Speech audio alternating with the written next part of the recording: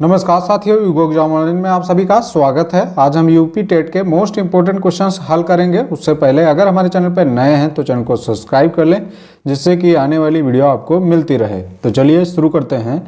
पहला प्रश्न है, निम्न में से कौन सा अधिगम के पठार का कारण नहीं है? प्रेरणा की सीमा, विद्यालय का सहयोग, शारीरिक सीमा या ज्ञान की सीमा। तो इसमें आपका बी ऑप्शन राइट हो जाएगा, विद्यालय का सहयोग। सीखना या अधिगम जब स्थिर हो जाए तो इस क्रिया को सीखने का पठार कहते हैं। अगला प्रश्न है, अधिगम अनुभव और प्रशिक्षण के परिणाम स्वरूप व्यवहार में परिवर्तन है। यह कथन किनके द्वारा दिया गया है? गेट्स व अन्य, मॉर्गन और गिलीलैंड, स्किनर या क्रोनबैक। तो इसमें आपका ए ऑप्शन राइट हो जाएगा, गेट्स व अन्य। अधिगम का अर्थ होता है सीखना। यह एक ऐसी प्रक्रिया है जो जीवन पर्यंत चलती रहती है। इसके माध्यम से हम ज्ञान अर्जित करके अपने व्यवहार में परिवर्तन लाते हैं। अगला प्रश्न है, स्टैनफोर्ड विनय परीक्षण मापन करता है व्यक्तित्व का, पढ़ने की दक्षता का, बुद्धि का या इनमें से कोई नहीं। इसमें आपका सी ऑप्शन राइट हो जाएगा, बुद्धि का। स्टैनफोर्ड विनय परीक्षण बुद्धि का मापन करता है।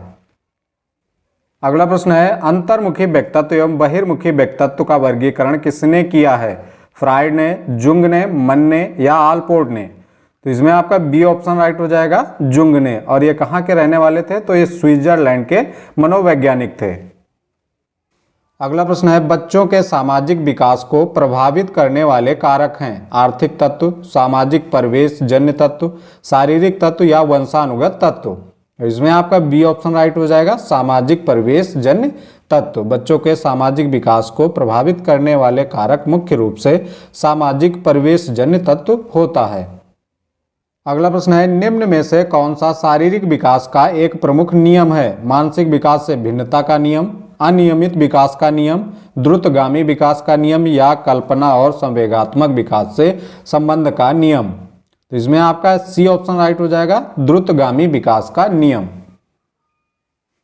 अगला प्रश्न है, निम्न में से कौन सा विकास का सिद्धांत नहीं है? अनुकूलित प्रत्यावर्तन का सिद्धांत, निरंतर विकास का सिद्धांत, परस्पर संबंध का सिद्धांत या समान प्रतिमान का सिद्धांत। इसमें आपका ए ऑप्शन राइट हो जाएगा, अनुकूलित प्रत्यावर्तन का सिद्धांत। अगला प्रश्न है, विकास के परिणाम स्वरूप नवीन विशेषताएं और नवीन योग्यताएं प्रकट करती हैं। यह कथन किसने दिया है? गेसेल ने, हरलॉक ने, मेरिडिथ ने या डगलस और हॉलैंड ने। तो इसमें आपका ए ऑप्शन राइट हो जाएगा, गेसेल ने। प्रसिद्ध मनोवैज्ञानिक गेसेल ने विकास के संदर्भ में कहा है कि विकास के परिणाम स्वरूप नवीन विशेषताएं एवं नवीन योग्यताएं प्रकट होती हैं। अगला प्रश्न है, मूल प्रवृत्तियों को 14 प्रकार से किसने वर्गीकृत किया है? ड्रेवेल ने, मैकडूगल ने, थॉर्नडाइक ने या वुडवर्थ ने। तो इसमें आपका बी ऑप्शन राइट हो जाएगा, मैकडूगल ने। अमेरिकी मनोवैज्ञानिक जॉन ए मैकडूगल ने संवेग से संबंधित 14 मूल प्रवृत्तियों के बारे में बताया है। अगला प्रश्न है, किसी दूसरी वस्तु की अपेक्षा एक वस्तु पर चेतना का केंद्रीकरण अवधान है। यह कथन किसका है? डेम्बेल का, रॉस का, मन का या मैकडूगल का। तो इसमें आपका बी ऑप्शन राइट हो जाएगा, रॉस का। किसी वस्तु विचार आदि पर चेतना को केंद्रित करने की मानसिक प्रक्रिया को अवधान कहते हैं। अगला प्रश्न है, निम्न में से कौन सा सीखने के मुख्य नियमों में शामिल नहीं है? तत्परता का नियम, अभ्यास का नियम, बहु अनुक्रिया का नियम या प्रभाव का नियम। तो इसमें आपका कौन सा ऑप्शन राइट हो जाएगा? तो इसमें आपका सी ऑप्शन राइट हो जाएगा, बहु अनुक्रिया का नियम सीखने के मुख्य नियमों में शामिल नहीं है। तत्परता का नियम, अभ्यास का नियम और प्रभाव का नियम, इन नियमों का प्रतिपादन किसने किया है? तो ये नियमों का प्रतिपादन थॉर्नडाइक ने किया है और इस नियम का नहीं। तो इसलिए इसमें आपका सी ऑप्शन राइट हो जाएगा। अगला प्रश्न है, 12 वर्ष से 16 वर्ष के बच्चों के लिए हिंदी में डॉक्टर एस जलोटा ने कौन सा परीक्षण प्रतिपादित किया है? अशाब्दिक बुद्धि परीक्षण, साधारण मानसिक योग्यता परीक्षण, आर्मी अल्फा परीक्षण या चित्रांकन परीक्षण। इसमें आपका बी ऑप्शन राइट हो जाएगा, साधारण मानसिक योग्यता परीक्षण। डॉक्टर एस जलोटा ने 12 से 16 वर्ष के बच्चों के लिए साधारण मानसिक योग्यता परीक्षण का प्रतिपादन किया है। अगला प्रश्न है, बुद्धि के द्विविकारक सिद्धांत का प्रतिपादन किसने किया है? थॉर्नडाइक ने, स्पीयरमैन ने, वर्नन ने या स्टर्न ने। तो इसमें आपका बी ऑप्शन राइट हो जाएगा। स्पीयरमैन ने बुद्धि के द्विविकारक सिद्धांत का प्रतिपादन स्पीयरमैन ने किया है। इसके अनुसार बुद्धि के दो कारक होते हैं, सामान्य मानसिक योग्यता एवं विशिष्ट मानसिक योग्यता। अगला प्रश्न है, निम्न में से कौन सा युग्म सही नहीं है? सीखने का उद्दीपक अनुक्रिया सिद्धांत थॉर्नडाइक, सीखने का क्रिया प्रसूत अनुबंध सिद्धांत बीएफ स्किनर, सीखने का क्लासिकल सिद्धांत पावलोव, सीखने का समग्र सिद्धांत हल। तो इसमें आपका डी ऑप्शन राइट हो जाएगा। सीखने का समग्र सिद्धांत शिक्षा का दर्शन होना चाहिए था, हल नहीं। तो इसमें ये युग्म सही नहीं है, तो इसलिए इसमें डी ऑप्शन राइट हो जाएगा। अगला प्रश्न है, इनमें से किसका नाम सृजन शास्त्र के पिता से जुड़ा हुआ है? Crow and crow, Galton, Ross या वुडवर्थ। तो इसमें आपका बी ऑप्शन राइट हो जाएगा, गाल्टन। सृजन शास्त्र के पिता के रूप में फ्रांसिस गाल्टन को जाना जाता है।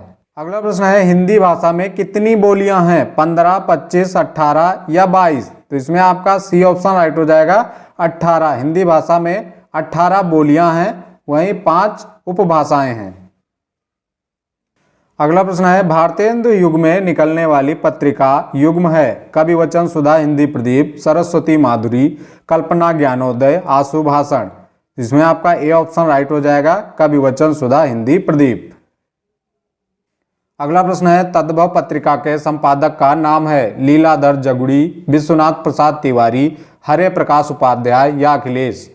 तो इसमें आपका डी ऑप्शन राइट हो जाएगा, अखिलेश। तद्भव पत्रिका का संपादन वर्ष 1999 में अखिलेश द्वारा किया गया था। अगला प्रश्न है, 12 बरस लो कुकर जीवे अरु 13 लो जिए सियार। यह पंक्ति किसकी है? विद्यापति की, चंद्रवरदाई की, नरपति नाल की या जगनिक की। तो इसमें आपका डी ऑप्शन राइट हो जाएगा, जगनिक की। जगनिक द्वारा रचित परमाल रासो काव्य से ली गई है। अगला प्रश्न है, निम्नलिखित में से किस देश में हिंदी भाषा का प्रयोग लिखने एवं बोलने में किया जाता है? ऑस्ट्रेलिया, दक्षिण अमेरिका, पाकिस्तान या मॉरिशस। इसमें आपका डी ऑप्शन राइट हो जाएगा, मॉरिशस। मॉरिशस में हिंदी भाषा का प्रयोग लिखने एवं बोलने में किया जाता है। अगला प्रश्न है, सूरसागर किस भाषा की रचना है? अवधी, बुंदेली, ब्रज या छत्तीसगढ़ी। तो इसमें आपका सी ऑप्शन राइट हो जाएगा, ब्रज। सूरसागर की रचना सूरदास के द्वारा ब्रज भाषा में की गई है। अगला प्रश्न है, वीरों का कैसा हो बसंत कविता किसने लिखी है? सुमित्रा कुमारी चौहान, सुभद्रा कुमारी चौहान, माखनलाल चतुर्वेदी या रामधारी सिंह दिनकर। तो इसमें आपका बी ऑप्शन राइट हो जाएगा, सुभद्रा कुमारी चौहान। वीरों का कैसा हो बसंत कविता की रचयिता सुभद्रा कुमारी चौहान है। अगला प्रश्न है, निम्नलिखित में से कौन सी व्याकरण और वर्तनी से शुद्ध भाषा कहलाती है? साहित्यिक भाषा, प्रांजल भाषा, व्याकरणिक या मानक भाषा। तो इसमें आपका डी ऑप्शन राइट हो जाएगा, मानक भाषा। मानक भाषा व्याकरण और वर्तनी से शुद्ध भाषा कहलाती है। मानक भाषा का अभिप्राय आदर्श, श्रेष्ठ अथवा परिनिष्ठित भाषा से है। अगला प्रश्न है, निम्नलिखित में से कौन रासो आला खंड के नाम से प्रसिद्ध है? पृथ्वीराज रासो, खुमान रासो, परमाल रासो या बीसलदेव रासो। तो इसमें आपका सी ऑप्शन राइट हो जाएगा, परमाल रासो। परमाल रासो जगनिक द्वारा रचित यह मूल रूप से उपलब्ध नहीं है। अगला प्रश्न है, अंतस्थ वर्ण है? का खा गा घा, या र लावा, सा सा साहा, स द मावा। तो इसमें आपका बी ऑप्शन राइट हो जाएगा, या रा लावा ये क्या है? अंतस्थ वर्ण है। वहीं पे स स साहा ये क्या है? ऊष्म वर्ण है। ये आपको याद रखना है। अगला प्रश्न है, अन्योन्याश्रित का अर्थ है? तो अन्योन्याश्रित का अर्थ क्या होता है? एक दूसरे पर आश्रित होना। अगला प्रश्न है, उदंत मार्तंड का क्या अर्थ है? समाचार पत्र, नाटक संग्रह, महाकाव्य या निबंध संग्रह।